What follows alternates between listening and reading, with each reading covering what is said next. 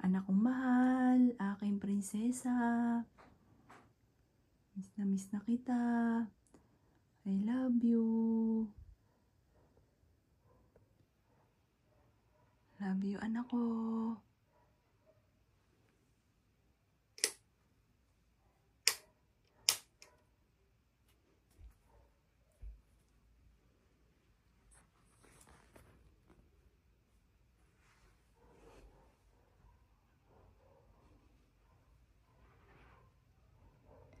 May nangula sa akin.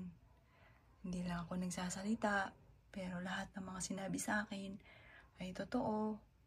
Ang sabi na andito ka lang, nararamdaman nga kita. Minsan may pasok ako dito na amoy bulaklak. Minsan naman kinikilabutan ako. Tapos parang may bulong na mami, nandito lang ako. Tapos sabi sa hula, ang anak mo nasa bahay nyo lang. Laging siyang kasama. Kahit nga nandito kayo sa akin nagpapahula, kasama nyo rin siya. Mahilig din kasi to sa hula. Mahilig yung magpahula ang aking anak. Pag hindi siya nakakasama sa akin sa pagpapahula, lagi niya ako kinukulit. Mami, ano sabi sa akin? Sasabihin ko sa kanya, anak, sabi ng manghuhula, ganito daw.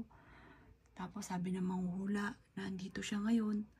Sabi ko, nararamdaman ko nga po na andito po siya ngayon. Lagi mo siyang kasama.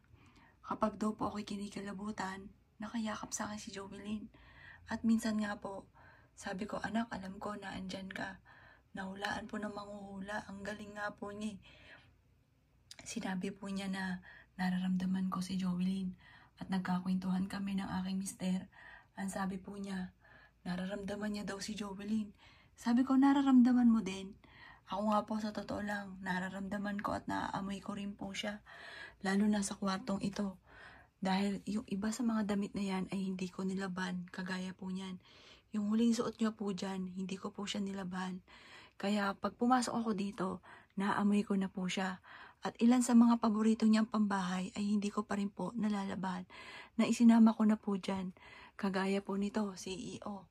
Favorite niya yung brown na yan. At ganoon din po yung blouse na yan. Halos karamihan na nasa unahan, hindi ko po pa yan nalabahan. Dahil yan po ay paborito niya pong damit. Anak, alam ko na andyan ka. Mahal na mahal ka ni Mami. Miss na miss ka na namin. Ang aking prinsesa.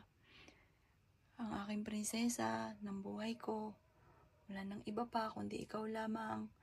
Ang aking prinsesa, ang aming prinsesa. Anak, I love you.